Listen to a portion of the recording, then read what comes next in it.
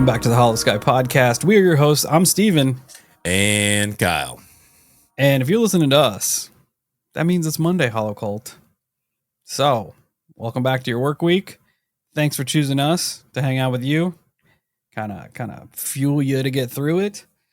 If you're new here, welcome. First off, me and Kyle like to talk a little bit. Got some house cleaning we do at the beginning of the show. If you're not into it, you can fast forward 5 or 6 minutes to get to the meat of the episode. But if you want to listen to us talk, feel free to hang out. If you're not new here, welcome back, you weirdo. What are you even doing? Just sticking with it. We appreciate you. That being said, we're going to get through the business. So check us out at all our social medias, Facebook, Instagram, YouTube, Twitter, TikTok, Discord, Reddit. Search up the Holosky podcast. Come hang out with us. Join the community. Join the cult. It's a good time. Everybody has fun. It's just all around cool thing to do. If you have a paranormal experience that you'd like to share with the rest of the cult and us and have it featured on our Thursday show, listener experience show, Kyle's got some details for you. I do. holoskypodcast@gmail.com. That's the email that you need to send your story to. If, and I mean only if, you want to be famous.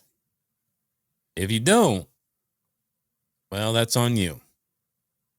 Because we're here to be the curators of all the weird. That's our job. So help us do our job. This is on you guys. Help us help you. Help us. Exactly. It's science, really. Simple science. It is. It really is. And all that information and more is in the show notes. Always. Yeah, you click that little drop down thingamajig. You'll find it in there. Simple. It is simple. It's not rocket appliances. It isn't. But if you'd like to support this endeavor that we're this mission that we're on, this journey, if you will, plenty of ways you can do it. We have a Patreon. You can go sign up for that, $7 a month. You get Patreon exclusive episodes. You get all of our regular episodes early and ad free. For the people that hate the ads out there, that's a way you can avoid them. You get Casket Breath Jams, our super sick AI band that covers every genre you could think of. You get information on merch drops. Sometimes you get merch coupons, all kinds of stuff over there. Speaking of merch, holoskypodcast.com. Go over there, search up, hit the merch tab. You can find some cool items over there. Shirts, hats, beanies, stickers, all kinds of stuff for you to rep the Holocult in. Keep spreading the word. Speaking of spreading the word, that's the best thing you can do. Go out, share the show, keep the show growing. Share it on social media, share the lives, just keep it rolling. Keep it rolling. It's free, it's easy. We all like free and easy things, right?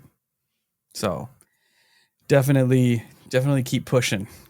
Also, you can go to wherever you listen to podcasts and leave us a 5-star rating and review, which I normally go to Apple to find, but we've kind of tapped out on there. So Apple users, let's start hitting them 5 stars and reviews. That helps us kind of push the algorithm a little bit. One space that we have not tapped into is Facebook, which we do have some 5-star rating and reviews on Facebook. How's that work? They just say, hey. Oh, okay. You're cool. We say, that yes, works. we are. I'll take that. So this week's rating and review comes to us from Facebook and our friend Charmaine. Charmaine says, an amazing podcast that will have you wanting more. Steve and Kyle know how to keep an audience coming back, and the fact that there are so many high-quality episodes mean you can just keep binging. Well, Charmaine from Facebook, thank you for taking the time to leave us that rating and review. Yeah, Chameleonaire, we appreciate it a lot. And sorry I forgot about Facebook. It's Facebook, though. Like, you know. But yeah, I'm gonna go through some of them. We got a couple over there. I'm gonna go That's cool. through them, start knocking them out. That's cool. We'll take the love any way we can get it. Yeah, we definitely appreciate it. The final way you can help support the show is support our fine sponsors, which you will hear from now. And just like that, we are back. And Kyle's about to get into some weirdness. I am. And I love, which it seems to happen to me more times than not anymore. I love just randomly hitting something up and it turning out to be awesome. Like us. it was a couple weeks ago. I was just trolling through Amazon, looking at books, because I'll buy them once in a while if they're cheap. And I bought 2 books. The last one was kind of the last episode I did on the Shining ones.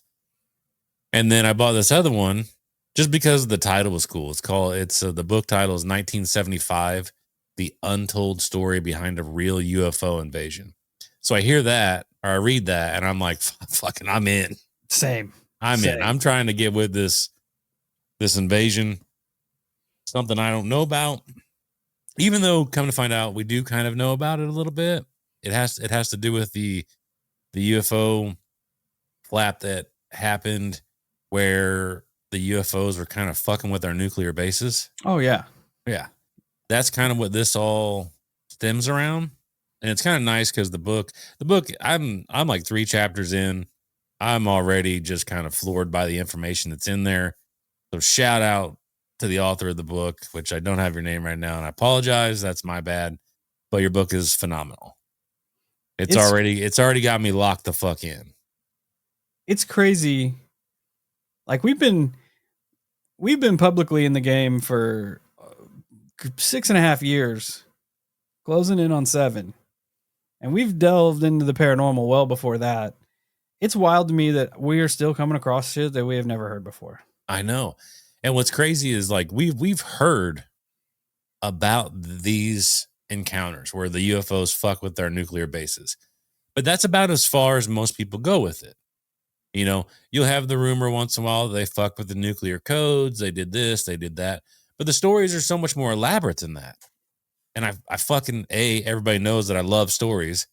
And B, I hate when people undermine details. They leave details out that are so fucking crucial to the entirety of the topic. It drives me fucking crazy because there's things in here that I did not know that now it makes me question everything.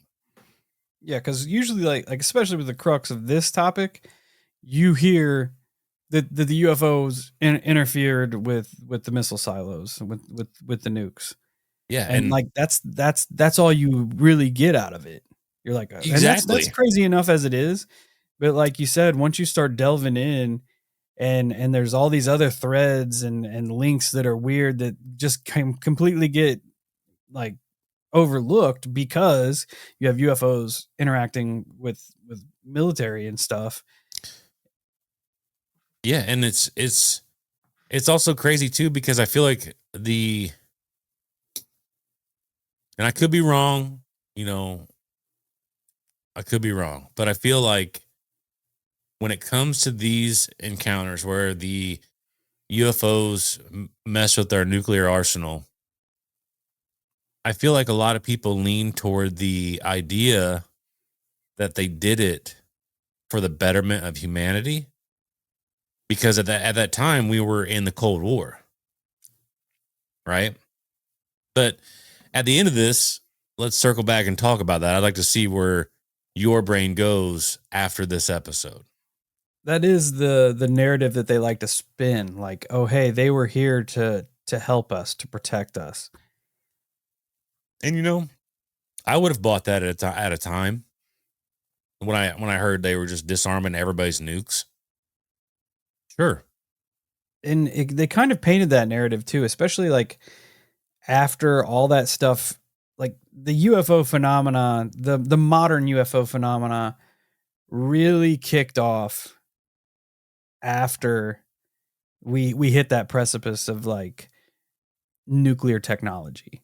Yeah. After World War II, after all the missile tests, that's when Roswell sparked, and then cattle mutilation sparked, and like the abduction scenarios like went off the chain. It's like the narrative kind of painted itself that when we developed that technology, everybody started like noticing us in the universe. And that may very well be the case. I'm not really sure, and I'm really excited to see where this book goes. Thankfully, because I know Steve also has a multi-parter lined up as well. Mine is definitely a multi-parter, but it's like quarantined off from one another, so it's not. As of right now, I don't feel like the stories are interlocking. They're just kind of, this is what happened during this time. They're their own entities in the same universe. Yeah. That's definitely it. So the world in the 1970s was in a pretty volatile state, as most people should know. The United States and Russia were in the middle of a Cold War. At the time, both sides were trying to advance on all fronts: technology, dominance of land, sea, air, and space. The Strategic Air Command was a massive part in the United States nuclear deterrence strategy. These SAC bases had things like intercontinental ballistic missiles, nuclear bombs, fleets of B-52s. All of these installations, as you can imagine, had layers and layers and layers of security. They don't want anybody fucking with these bases. And you're talking at the time that the technology that they had and the security that they had was top of the line. It wasn't no joke. They had rapid response fighter squadrons always on standby, ready to rock. They were constantly running drills to keep everybody on their toes. They also had highly advanced radar systems. Not to mention, at the time, these places were gyms that our government and military had every intention of keeping protected. However, things get a little bit fucking strange with these facilities, because bizarre crafts would begin to enter the airspace and let everyone know they were entering the airspace. They would enter these airspaces and move with insane speeds, trajectories. They also had technological capacities that were and are simply unmatched. Even more so for the time. They would hover silently over restricted areas. They would dart off at impossible speeds and angles. They would even disrupt communications and radar systems. And I'm going to hit on this real quickly, and then we're going to swing back to it. So one of the first examples that are given is the Loring Air Force Base. It happened on October 27th, 1975. Personnel at the base reported unidentified craft hovering just past the perimeter of the base. I assume in official reports, this object gets referred to as a black helicopter, which is interesting that we will circle back to, because this kind of fucked with my head. However, the lack of sound and its unusual flight characteristics told a different story. Not to mention, this object had a very unique radar signature, all of which suggests that it wasn't a helicopter. As you can imagine, once the object was spotted by personnel and radar, they sent people after it. However, this thing was able to evade capture and avoid any confirmation of identification. Which is wild. Yeah. It's really not that wild, though, when you hear the entirety of the story. Because, and that's kind of what I want to point out, is that when it comes to these types of situations, this is the type of story that you get. Almost exactly what I'm just telling you, right? And whenever, here in a minute, when we break down the entirety of the Loring Air Force Base encounter, it is so much better than this. Because all of that right there, those little paragraphs pique our interest. You know what I mean? Like, it's like, oh shit, that's crazy. Yeah. But when you hear the entirety of the story, I'm going to say all the details. However, we probably don't have all the details, but all the details that are left out in these stupid little summaries of encounters, you are going to realize how important it is for all these details, because it blows your fucking mind. It's crazy that it like we talk about this a lot, that we like stumble onto things, like, I hate using the term synchronicity, but it kind of is that, because like we're coming right off the McGuire Air Force Base, That's which true. Yeah. incident, which happened in 78, which is essentially right in the same pocket. They also had nuclear missiles on the Dude, base. it might actually be in the book that I'm reading. I don't know yet. Awesome. Yeah, it's very possible that it's in there, because I have every intention of finishing the book, because it's just the first 3 chapters have just captivated me. Yeah. But what's interesting about this event is, one, they knew right away this is a massive breach in security, and 2, everyone there had this overwhelming sense of unease. Like, they knew that this thing wasn't just alien to our airspace. One could only imagine right away when the object was, and keep in mind, as I'm reading this, it's almost not going to make sense, because I'm kind of reading through the book and rewriting in my own words and my own thoughts. But it's very interesting now that I'm reading back how it transpires. One, because I say one could only imagine right away when the object was first spotted how they all felt. And at that time in history, like, I feel like those people on that base would have automatically assumed it was Russian. Yeah, because like that's what's going on. Like, that's enemy A number 1. Yeah. If you've got a craft you can't identify, your brain is going directly to that. Yeah. That ties into McGuire too, because that's exactly who he thought the entity on the base was some sort of spy. Which I'm sure that they've been trained. Like, if somebody's here that's not supposed to be here, if there's a vehicle here that's not supposed to be here, someone in the airspace is not supposed to be here, assume it's Soviet. Oh, yeah, 100%. 100%. I guarantee you they thought the Russians were making a play at the base. Yep. Only to find out it was definitely not a Russian plane. Without question, they are going to find this out.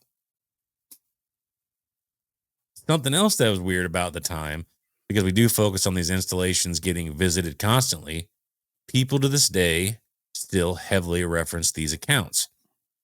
But what most people don't reference and make the connection is that during this time, and I did not know this, during this time, abductions were going up as well.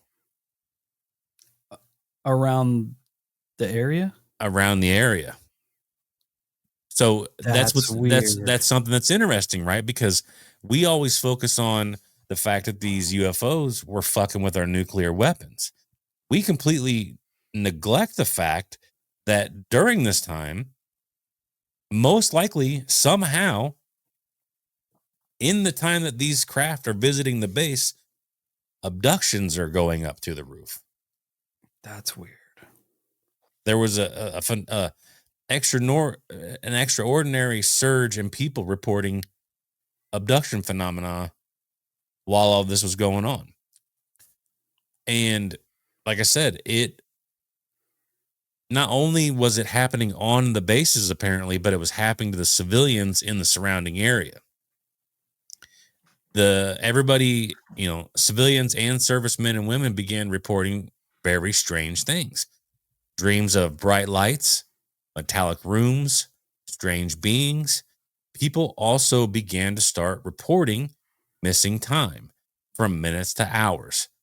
So, and this is a real question, which we will circle back to, because like I said, I'm it's kind of a jump around situation, and I think you guys all understand when it comes full swing. But a question I had was, how, in the grand scheme of it, when it comes to missing time, and at the end of this, we get back into missing time, and I think it's really going to fuck people up. But when it comes to reporting missing time of several minutes, that gets a little bit wish-washy for me. You know what I mean? Because how, like, we don't always, our bodies get into such routines that our brain almost purges continuous actions that we do all the time. You know what I mean? It's almost like consistency or complacency, and our brain will just purge that. Yeah, we're not programmed to like catalog every minute of our day. Right. You know, like I can get lost in doing something and then turn around and look at the clock and it's an hour and a half after what the last time I looked, and I'm like, oh shit, I thought I was only doing something for 15 minutes, you know? Yep. So, and like specifically with driving, sometimes I'll be driving and I'll be locked in. Yeah. And by the time I refocus, which I'm sorry for everybody else on the road, I'll be like 25 miles past where I thought I was. So that was literally the question I was going to ask is, when do we all seem to experience that the most? And I think everyone would collectively go to driving, right? But put a pin in that. We're going to come back to that. But what can't be faked with this was people that would wake up with scars or physical symptoms from these abductions. All the while, of course, the government does what the government does and begins to deny. You know, it was a weather balloon. Oh, you just misidentified that. It's a atmospheric phenomena. No. It was a UFO, and the aliens are, without question, coming to probe more than our defenses. It's swamp gas, Kyle. Swamp gas and the planet. Oh, yeah. Well, there's definitely gas where they're probing stuff. But I'm sure at the time it was really interesting time to be alive, because apparently the phrase mutual annihilation was used fairly often. You know, I can only imagine how paranoid everyone was during this time, which to me would suggest that the governments were 100% for a minute blaming each other for these types of crazy encounters. Which makes me think, on one hand, we hear about these aliens, they came down and fucked with the code so we couldn't annihilate each other. But what if, just hear me out, what if these fuckers were taunting us, trying to get us to nuke one another? That's exactly what I thought. Right? Whenever you started into that sentence, I'm like, what if they're trying to manipulate us to send these some bitches off? And I think to be fair, I think unknowingly, as I'm writing this episode, we do kind of circle back to that in a roundabout way. But I'm going to continue on with my thoughts as I'm writing this. So because at the time, you're dealing with two very powerful forces. Neither force wants to be a bitch. However, neither force wants to create a situation that essentially gets them wiped off the map. Then you have these aliens come down and start mixing around with bases and confusing everything, which blurs the lines. And, all it would take is for someone to convince themselves that the Russians had some type of advanced technology. They're in our airspace. And, well, at that point, the world looks a lot different today. Yeah. Because, I mean, think about it. That's all it would take, is for somebody to convince themselves, without question, this is a Russian craft. That's all it would take. And then our government go, yeah, we're not having this shit. No fucking way. I just Googled right off the rip to see if Soviet Union nuclear bases were also being effed with by UFOs, and yeah, there are tons of accounts. Right. So they were on both sides messing around. Yeah. Well, they were fucking with more than just us and the Russians too, which we'll hit that in a little bit as well. At the time, SAC, or Strategic Air Command, like I said earlier, they were on high alert 24/7. They were a group of individuals that essentially had the ability to nuke the goddamn planet. So they're Terrifying. always running drills. You know, you imagine the amounts of stress these people were under all the fucking time. And like we've discussed, SAC had some of the baddest radar systems on the planet. However, when these objects started appearing, it really sent them for a ride because the people watching these radars every minute of every day, waiting for a ping to essentially set it all off. So I just imagine a group of people just fucking fried out of their minds. They're super stressed. Then all of a sudden, this blip hits a screen and they start freaking out. And then all of a sudden, this blip that's supposed to be on the fucking screen disappears. Just unexplainably disappears, which for the time should not happen. And that's exactly what happened when these UFOs would come into the airspace. They would appear on these screens and then they would vanish. Sometimes, which would be far more alarming, is that the ground personnel and the pilots in real time are witnessing some unknown craft violate our airspace, and the SAC radar would pick up nothing. It wouldn't even be confirmed on radar at all. So now, you know, you have these guys who are trained to intensely rely on these radar systems, and they're failing them. So now they're like, what's going on? Are these craft invisible to our radar, or are the radars fucking up? Now we don't know what to do. Now we're it's almost like being dead in the water for those guys. Yeah, because at that point, like you don't know what the hell's going on. Exactly. You got craft appearing and disappearing on your radar. You got like actual visual confirmation of something in your airspace which is not showing up on radar. So you have no evidence that it's even there aside from your own eyes seeing it, and that in itself just has you questioning everything. Yep. And it's crazy because, you know, like I said, these radars were the backbone to the military's aviation, and they were supposed to be providing extremely precise information on objects entering our airspace. That way we could intercept it before anything bad happens. And instead of these radar anomalies being logged properly, they started shoving them all into classified channels.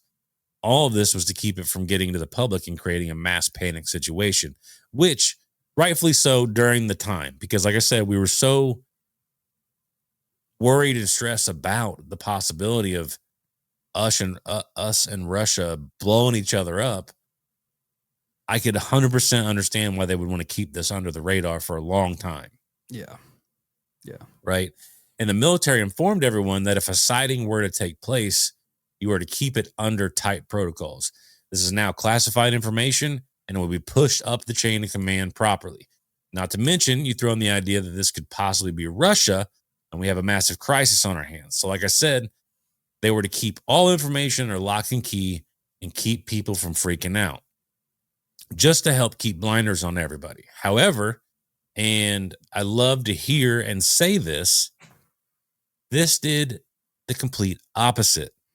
It actually ended up boasting curiosity and speculation. So by keeping such tight security around it, it justified all the people that had been looking into the phenomena previously. Another thorn in the side of this cover-up was people having missing time. One example, which is terrifying, that was given, was people who would be driving and then not remember how they got somewhere. Cool. Which I'm pretty sure we've all experienced. Cool. I do that. Like, I would do that sometimes driving home after work at midnights. Like, I'll remember looking at a specific, like, geographical point, like landmarker, and then the next thing I know, I'm on 16. Like, I'll be that marker will be like on 255. Next thing I know, I'm on 16, like 2 minutes from my house. Bro, that like, is so scary. I drove through towns and did not remember. Yeah, and it's so scary to me because I've done it too, where I'm like, oh my God, did I stop at that stop sign back there? Exactly. Did I just blast through the stoplights? Like, did I do that? I don't know. So much so that I'm like, which route did I take home? Yeah. Like which streets did I take? Because it will be nothing. It will just be like road amnesia. It's crazy. Or abduction. Or abduction. Apparently. Or abduction. So regardless, this brings a very fringe element to the conversation now, because this began to incite fear alongside the mystery and potential cover-up. And like I've been kind of alluding to earlier, I mentioned the Loring Air Force Base. We're going to take a deeper look at this. So Loring itself was apparently kind of a bad bitch of a base. It was placed in the northern Maine wilderness, almost out in the middle of fucking nowhere. It had long winters there, so it was kind of rough. But this place was the first line of defense against a threat. The people there were on constant exercise to ensure a swift and effective response. However, as we've kind of previously stated, October 27th, 1975, things tend to go a little bit south. Out in the middle of nowhere where the unthinkable happens, something breaches the perimeter. It was a quiet night, even a typical one at that. The stars were out and the men were patrolling the weapon storage and assumed it would just be another scripted night. It's the same fucking routine every night. However, as they're looking around, they notice something strange in the distance. They see what can literally only be, and I mean this, literally can only be described as a helicopter. I was going to ask that when we were talking about things getting in their airspace. I'm like, how did they get to the idea that it was a helicopter? Okay. But if they're looking at a helicopter, well, here we are. That's how it's a helicopter. It's not so much that. So what happens is this object is obviously far off and they see it coming, and it has this fucks me all types of up. I love it. They describe it as a helicopter because it has a red navigational light, which is glowing, and a strobe-like white light that pulsed. So by all reasons, they're watching an unknown helicopter fly in. It has the marker lights of a fucking helicopter. Yeah, I was going to say that. Air identification lights of a helicopter. Yeah, and then later on, we'll explain what the craft actually looks like. So they keep watching this thing as it's getting closer, and they slowly start to realize, wait a minute, something's off here. This object is moving with a fluidity that a helicopter just can't achieve. On top of all of that, one of the telltale signs of a helicopter is the sound. Well, they don't hear any sound. Nothing. And the fact that now it's just hovering, right? It's just hovering over this area. And it's not making a sound. And the way that it's hovering has this eerie precision to it. It's not bobbing up and down. It's not moving subtly left and right. It's just perfectly sitting there. And now it's over the weapon storage area, just hovering. That's not so good. So the alarm gets sounded, right? And the base goes into a frenzy. Radar operators start to confirm that the presence is not a helicopter. They said the object appears on screen right at the edge of their detection, and then it starts doing this circling, calculated pattern, almost like the way they described it is it was systematically scanning the area for something. This while the guys who had eyes on it saw it stationary? I don't think so. I think the way it gets wrote is a little bit strange, but I'm thinking that as the object was first coming in, I think that's when it was running this systematic, like a grid sweep almost. Yes, I think that's what's happening. Okay. And the radar, because the radar operators confirm it as soon as it hits the very boundary of their radar. So they see it come into their airspace on radar. I was going to say that's crazy if visual confirmation, it's hovering, radar confirmation, it's grid sweeping. That would be, Yeah. which there probably are cases like that out there. I wouldn't doubt it. So, like I said, it breaks the perimeter of the weapon storage area. The people monitoring said they had this bizarre sense of helplessness when this happens. Ground teams in the area said they were watching this thing go up and down with alarming speed. It was covering impossible distances, and then all of a sudden it just vanishes from sight, only to reappear in an entirely different area. No matter what the military did, they didn't stand a chance against this thing. It was like they're trying to drill and intercept this thing, and its movements were so unpredictable and sophisticated at this point, they couldn't. After it essentially makes a mockery of the defense systems, it just vanishes. So as you can imagine, the base goes into a mode of attempting to figure all this out. They go over the radar logs and basically say this thing was like almost like X-Men's Nightcrawler. It's blipping all around the radar, just pinging here and then pinging over there, just all over the place. And to them, and maybe even still to this day, it had no predictable patterns at all. They could not pin this thing down. That's so weird, man.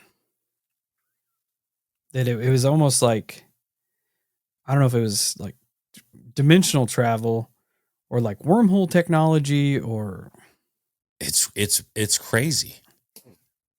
And oddly enough, as I'm sure Steve is kind of thinking the same thing, a lot of the guys on the base felt like this thing was doing nothing but taunting them.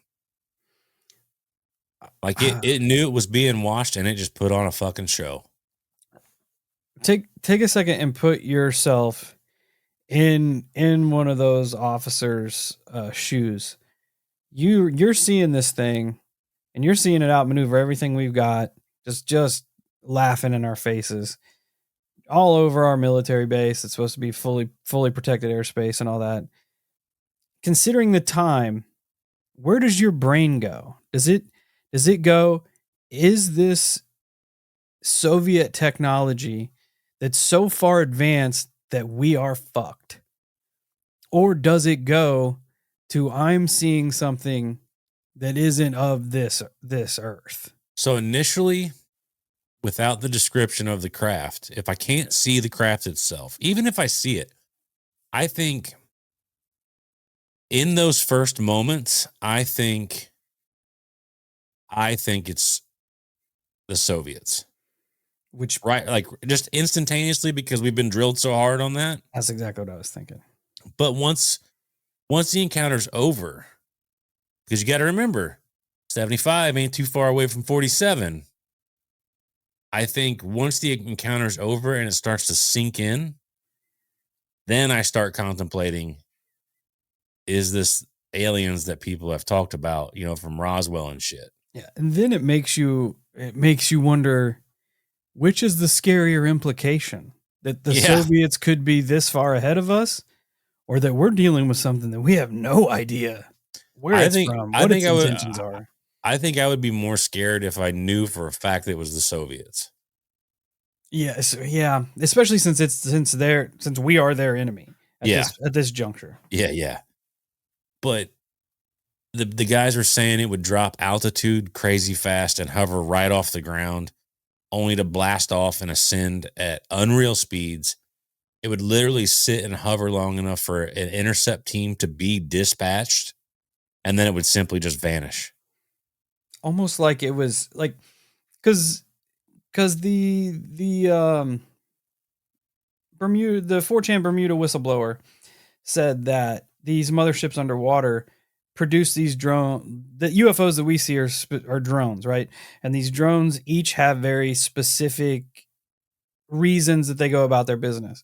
It's almost like this one in particular was there just testing our response time, testing our reaction time, seeing and making an absolute mockery of it. Yeah, seeing how much of a threat we may be if they decided to come in and, I don't know, check out our nukes or do whatever the fuck they want, because clearly we can't do anything back to it. Right. And I kind of make a side note here, and I'd like to pick your brain on it, how you feel about it. You know, because a lot of things that you and I have covered and read through, in most cases, it seems like, other than maybe what you just pointed out, but it feels like aliens have really no true motive to taunt us like this. That feels human to me. Not saying that this is human, because in most cases, you know, we've covered, it always seems like ETs have it, like they have this disconnect from humanity, almost like they're too smart to take part in a petty fucking taunt because we don't need to do that. Yeah. Type situation. You know what I mean? It just feels more human. Like But if you're gonna run the argument that they're testing our defenses, all right, I can buy that. And even that doesn't make that much sense to me. You know, I feel Also like true. I feel like if they have come, okay, if what we're dealing with is extraterrestrial, come from out of our solar system, out of our galaxy, they have traveled light years to get here. They're going to be so far advanced that we're not a threat to them. They're not going to need to test our defensive. You're right. If it's they probably knew all of our defenses before they even fucking got here. Oh yeah. If it's not extraterrestrial, which is what these disclosure meetings and shit with Congress is kind of pushing the narrative, the non-human intelligence, and not extraterrestrial intelligences, but non-human, that could change things a bit. If they say they're ultra-terrestrial beings, they're from inside the earth or some shit, you know, I could see them wanting to test our defense systems. Yeah. If it comes to a point to where we'd be more considered like an unknown threat at that point to them. And we if they are like say from inside the earth, like we share the same space. So it could come to a tipping point to where we butt heads. Yeah, for sure. Yeah. I don't think aliens are coming here to see like, hey, can we pick a fight with these guys? Because I feel like it's just ants in the afterbirth. They're just gonna swipe us away. If it's something that's already here, or even if it's like, I could even almost like be in the camp to where if it was interdimensional, right? Because there could be a dimension that's crossing into our veil that's very similar to ours. You know, where we could compete head to head if it come to like a skirmish, to where if they come over here, they would want to check shit out. I feel like if it's extraterrestrial, they're going to be so far technologically advanced that they're not going to want to F with us. But something not extraterrestrial, I feel like would kind of want to see what we're capable of. Yeah. And the fact that like, if it is from Earth, the fact that we're up here detonating nukes, threatening to blow each other up, like those consequences go beyond human if something else is on the planet. Agreed. And yeah, I don't think that gets pointed out enough either. And maybe nukes is one of the only things that we have that could fuck with them. And it's something that they would notice, you know, because like, what's the word I'm looking for? Seismographically, like you detonate a nuke on the ground, you're going to feel it. They're going to feel it the entire Earth. So yep. I don't know, man. I just don't feel like something coming from a different part of space that made it here is going to be that worried about us. I'm kind of in that same camp. I think you could make arguments against it, but I feel like overall you're probably right. It then like cracks open this can of worms, like we hear from Max Spears and stuff. Like a lot of these things are militarily like kind of black ops programs. Could this be that? And the upper echelons of the military just testing to see how we would respond to a threat like that. Could be, you know, some of the military guys did think that it was a military exercise to keep them on their feet. But it had a telltale, like, UFO appearance too, because it ends up like being the shape of a football, a metallic craft, all that shit. So once that object gets right up on top of them, they know it's not a fucking helicopter, without question. But the story kind of also thickens and gets even weirder. Another bizarre report comes from a crewman. He said this was something out of a fucking nightmare. He said the bright, pulsing lights from the craft seemed to throb with a cadence he could feel in his chest, as though it had this radiating, oppressive energy to it. Which Then go I've ahead. read cases where like you've heard of alien amnesia, you've heard of alien apathy. Like there's alien hypnosis where people will see a craft and they'll note the rhythmic pulsation of the lights on the craft, and that's the last thing they remember. Almost like it It is like a hypnotized them. Yeah. And then they'll wake up hours later, in a different spot or something. There was I could see that for sure. One particular case that stands out in my mind. I wish I could quote where I heard it from, but this person had just been kicked out of their house and they were sleeping in their car, and they woke up they're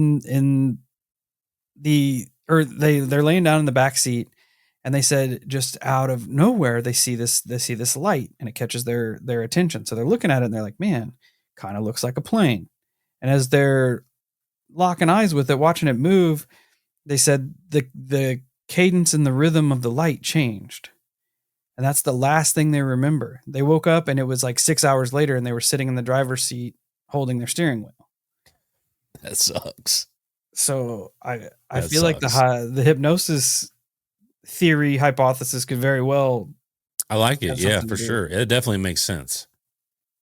But in regards to this, you have, even after all that, you have people talking about how their equipment began failing when this object was close.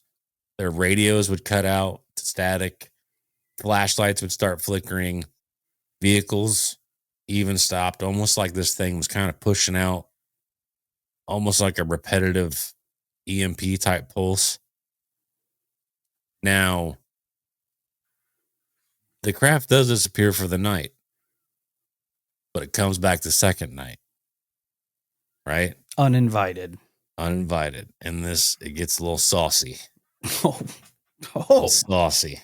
I'm down. So, October 28th, 1975, the second night, Maine Army National Guard gets called in and asked to provide aerial support. They send over a UH-1 Huey helicopter. This thing had advanced night searchlights on it and a M60 machine gun. They get ordered to intercept and identify the craft. And the crew was not only trained for combat, but these motherfuckers were up for the challenge. They said, bet. They're itching. The orders for the crew were clear, though. You are not to fire on the object unless it takes hostile actions. But this was almost unclear for the crew because up against this type of new enemy, how do you know which action is hostile and what isn't? That's exactly what I was thinking. Like, right? Like, because this is not conventional warfare at this point. They are not training for this type of attack maneuver and shit like that. Like, this is all brand fucking new for them. In my brain, entering restricted airspace feels like a hostile action. Yeah, well, yeah. Keep that in mind. You know what I mean? Keep that in mind. So one thing was for sure, though, the object is there. Crewmen were catching glimpses of it here and there as it does its bullshit of vanishing and appearing. Mostly, it's tonight, it's doing it around the nuclear storage. Then the object decides to hover over the weapon storage again. So the Huey starts to move in, closes in on the object. All the while, the helicopter's bright night searchlight is on the craft. So this craft is now on full display for the entirety of the base to see because it's being lit up by this massive fucking searchlight. And even with that, the craft holds fast. Just fucking sits there. Just not giving a shit. Which floors the guys on the Huey. They're like, this is fucked. Because we have them on full display. And they don't care. That's some big old alien balls. Dude, that's what I'm saying. So as they get closer, the craft displays no markings, no rotors, no exhaust, nothing to even suggest propulsion. It's just a smooth and metallic craft. So much so that it is actually reflecting the searchlight like a mirror would. It's almost exactly what they described for McGuire. Yeah.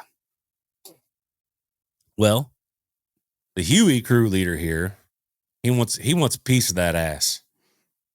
So he radios over to command. Command, the fact that this object is hovering over such a secure area is deemable as a threat. That's what I'm saying. So voice of reason comes back across the radio to the Huey crew. Permission granted to engage. Use extreme caution. Use extreme violence is what I hear. Amen.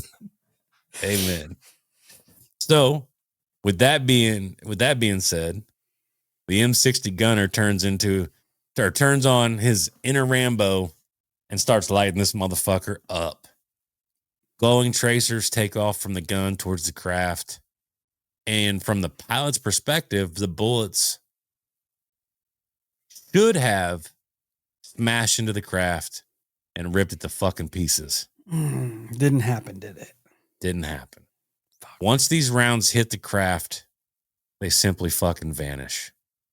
No flashes, no ricochets. They don't even make a fucking sound.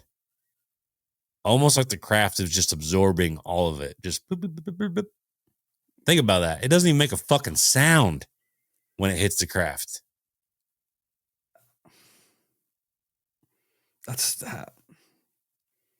And it just sits there, just taking belt after belt. Just go. Doesn't give a fuck. The entire crew at that point essentially freezes in silence for a minute. Yeah, that's a oh shit moment right there. Until, like a real fucking man, like a real man, the gunner says, "Let me run that shit back," and opens fire again. Try it again. Once again, though, the bullets have zero effect on the object. At that point, you're like, "Oh, we're fucked. Piss. We're fucked." Yeah, just turn that helicopter around, go back home. So the pilot of the Huey circles away to maintain visual. With that, the crew realized real fast that we're fucked and have no idea what we're up against. Command radios for them to disengage and head back to base. Yep, that's what I said. At that point, none of the guys argue. They said, "Fuck it, let's go." That's what I said. You put another volley at it and it doesn't do anything. Yeah, boys, we're out of our element. We're donezo, and we live to fight another day. That's right. As the Huey team is leaving the area, the craft then shoots straight up into the night sky, disappearing. The military, as a collective, knew at this point we're fucked. That's the same thing that McGuire did when he either fired a shot into the sky or he fired a shot at it, and it just goes. Whoop. Okay, like, oh, we're good. This is you're throwing rocks at us. Is this what you're doing? Like, all right, see ya. That wasn't the only strange thing to take place that night, though. Those rocks had an effect on the alien from McGuire, I'll tell you that. Yeah, and I ain't no shit. October 28th, so the same night the machine gun goes off at the UFO. Around midnight, a local resident in the area was driving on a road a few miles from the base. He's just out driving. He's out on this dark road all by himself when all of a sudden his car starts to sputter. Lights dim, engine dies, he goes to a stop. So he grabs his flashlight and he's like, I'm going to get out here. I'm going to go check underneath the hood, see what's up. But before he could even reach his flashlight, he gets hit with this extreme drowsiness. What seemed like moments later, he finds himself parked, at the roadside. And he has his flashlight in his lap. But when he looks over at the dashboard, he notices the clock. He's like, wait a goddamn minute. He said 90 minutes had gone by. Oh, that sucks. And when he scanned the area, he noticed something strange. Just how quiet the night really was. There was nothing making a single noise. No crickets, not a breeze, nothing. No leaves rustling. There was not a noise. Now to this day, because he didn't know what happened. He had no idea what happened. But to this day, he avoids that road like the fucking plague. Yeah, I can't say I blame him. And I forgot to mention, after that, after he had woken up, he also had a bizarre metallic taste that lingered in his mouth. Oh. And his ears had been ringing like he had been exposed to ultra loud noise. That's gross. And it sounds like by the book, we will later find out what the ringing in the ears is attributed to, because I guess it's a trope with abduction cases. But I also can't help but wonder if the son bitch was on the UFO when it was getting lit up by the machine gun. Oh, I didn't think about that, but I don't think it was that, but it was a thought that crossed my mind. I was half waiting for you to say that, like, all the rounds shot at the machine gun shot at the UFO just kind of dropped on his car. Oh, that would have been fucked up. But I did hear that, like, tinnitus and ringing in the ears is common with abduction experiencers. So. That's weird. Hopefully the book will allude more to it and not just kind of point it out as a trope of abductions. But go ahead. It's crazy to me that, like, you hear the just broad painting of, like, these encounters, and so much of it is left out. So much of it. Exactly. That was the whole point. Like we were talking about earlier, like, there's so much more to these stories than ever has been alluded to. And I know, and maybe to be fair, a lot of this information has been dug up because of FOIA and shit like that. Documents being declassified.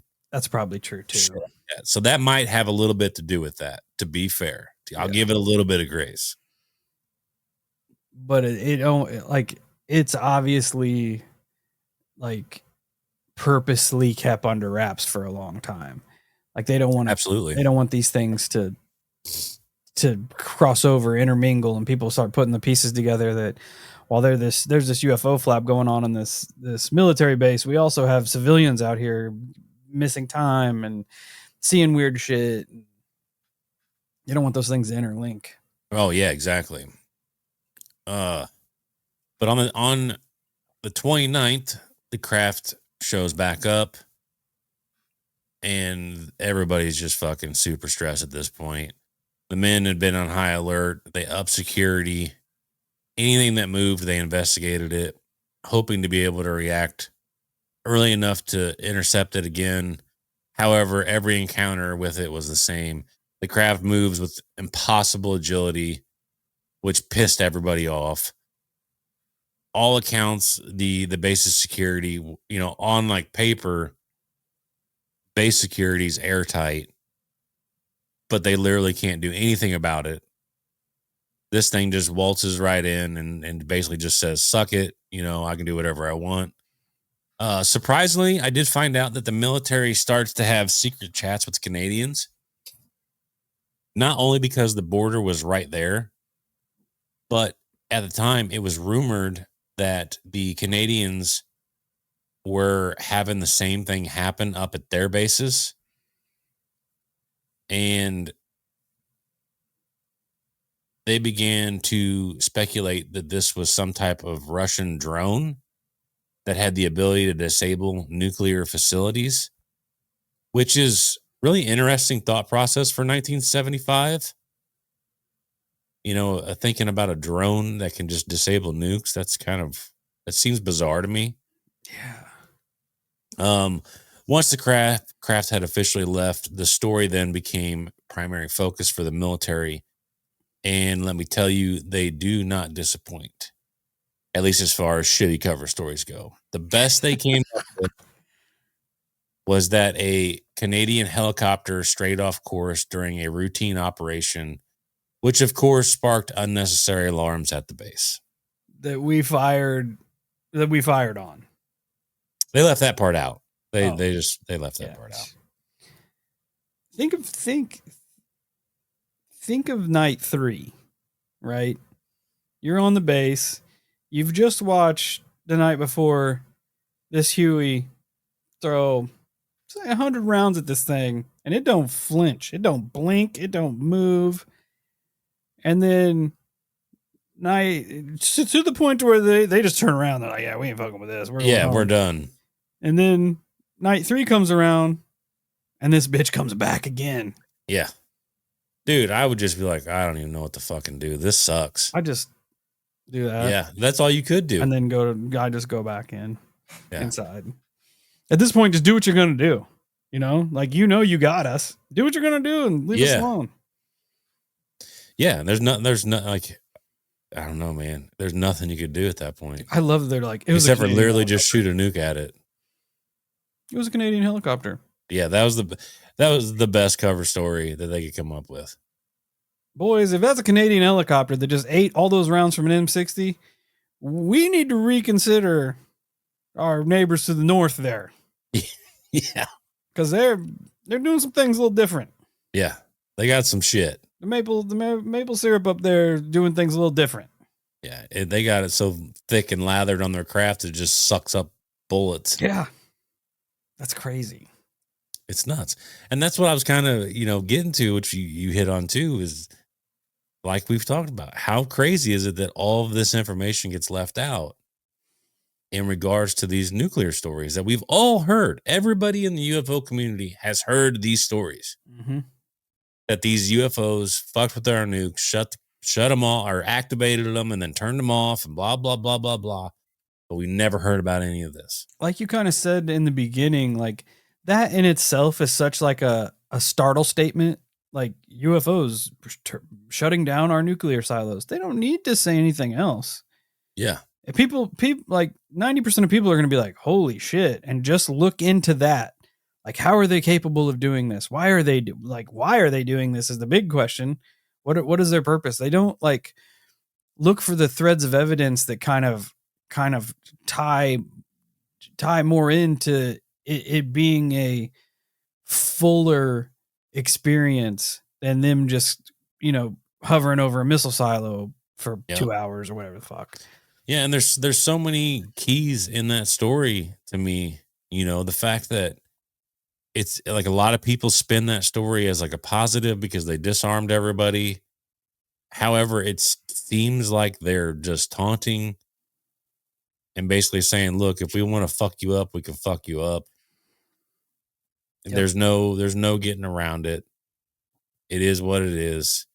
The fact that we successfully fired on it, and it was almost like Independence Day style where it's got some type of force field around it. Like the bullets didn't even make contact with the craft at all is bananas to me. But one of the craziest things to me, and I know that there's always been kind of rumblings about it, but the fact that these things are running like marker lights like our aircraft fucks me up. Yep. That fucks me up. Just fully like mimicking. Yes.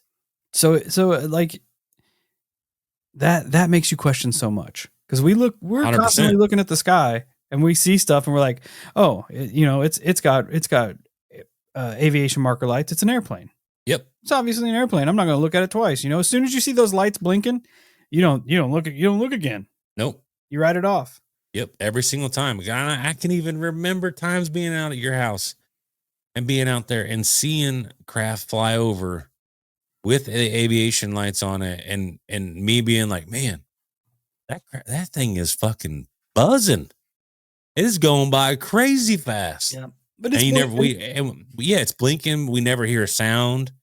Yeah. But it's screaming by. I'm like, man, it's fast as fuck. But it's a plane. I mean, it's got the marker lights and shit on it. Yep.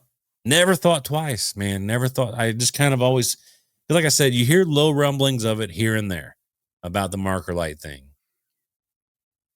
And I don't know, for me, it just, this kind of solidifies it, like, which I mean, it's kind of foolish of us not to assume that they can do that. Yeah. Oh yeah. You know what I mean? Like, it makes a whole lot more sense to come at night where they know our vision sucks, and What was then mimic what we have, so we just don't pay attention. what was the other case that we talked about recently with the UFO, the black diamond hovering over the missile silo? I don't remember. Fuck, what was it? Devil's Den. Oh, okay. Devil's Yeah, Den. yeah, yeah, yeah, yeah, The yeah. first Yeah. half. He, Yep, you're him right. and You're his right. buddy, before they were abducted, encountered that. I wonder if there was any more meat to that, if people were experiencing the same phenomena, missing time, possible abductions around that area. Granted, they said that was pretty rural, like where that took place at was well off the beaten path there in Missouri, so that could play into it. It's also interesting that they build these military bases like these in the middle of nowhere, because McGuire's like right on the precipice of the Pine Barrens there in New Jersey. And I can't remember the name of the one that we were just talking about in this episode, but it was right out in the middle of nowhere in Maine. The Loring Air Base in Maine. Yeah. Yep. Interesting. Yeah. The book's by Gary Cavella. Like I said, it's so good. It looks like wordsmiths. There's a chapter on wordsmiths. Then there's shadows over K.I. Sawyer Air Force Base. Then there's the nuclear corridor. That chapter sounds cool. Fighter scrambles and vanished jets. It says there's a shadowed response, government actions and secrets unveiled. Yeah. That's dope. Yeah, it's really fucking, it's not even that long of a book. It's 180 pages roughly. That's awesome. It's good though. Like I said, just what I covered.